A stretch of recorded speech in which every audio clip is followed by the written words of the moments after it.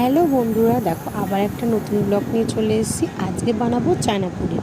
তো চলো, চানা পনির বানানোর জন্য কি কি লাগবে এখানে আমি সব কিছুই কেটে পরিষ্কার করে গুছিয়ে নিয়েছি। আর এখানে আমি 150 গ্রাম মতো কাবলি ছোলা নিয়ে নিয়েছি, যেটাকে আমি সেদ্ধ করে নিলাম। আর এখানে ছোট ছোট টুকরো করে আলুগুলোকে কেটে ধুয়ে একেবারে তুলে নিয়েছি। তার সাথে বাটিতে একটা ছোট পেঁয়াজ, একটা টমেটো আর কাঁচা লঙ্কা আর আদা বেটে একসাথে পেস্ট করে একটা বাটিতে নিয়ে নিয়েছি। আর সেম যেভাবে আলুগুলোকে টুকরো টুকরো করে কেটেছিলাম, এখানে সেম একই প্রসেসে পনিরগুলোকে কেটে নিলেন।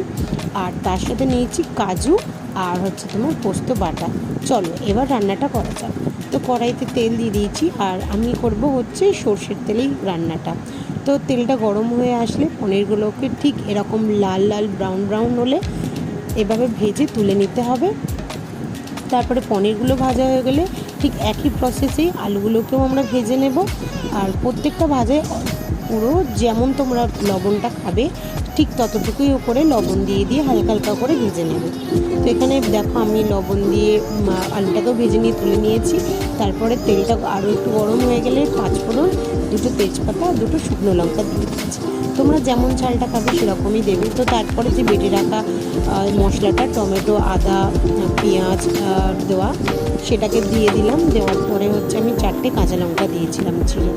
তো দেখো মশলাটা তেল ছেড়ে আসার পরে দিয়ে দিয়েছি এখানে হলুদ গুঁড়ো, জিরে গুঁড়ো, তারপরে দিয়ে দিলাম ধনিয়া গুঁড়ো, কাশ্মীরি লঙ্কার গুঁড়ো দিয়েছিলাম, আর ঝালের জন্যে লাল লঙ্কার গুঁড়ো সেটা দিয়ে সব মশলাগুলো একসাথে দিয়ে দিয়ে ভালো করে কষাতে হবে যতক্ষণ না মশলাগুলোর কাঁচা গন্ধ চলে যায়। তারপর মশলাগুলো যখন কাঁচা গন্ধটা চলে যাবে, তখন আমি এখানে দিতে ভুলে গেছি, 1/2 কাপ মতো আমি গরম জল দিয়ে মশলাগুলোকে ভালো করে দিয়ে নিয়েছিলাম। তো তারপরে এখানে দিয়ে দিয়েছি সেদ্ধ করা কাবলি ছোলাগুলো।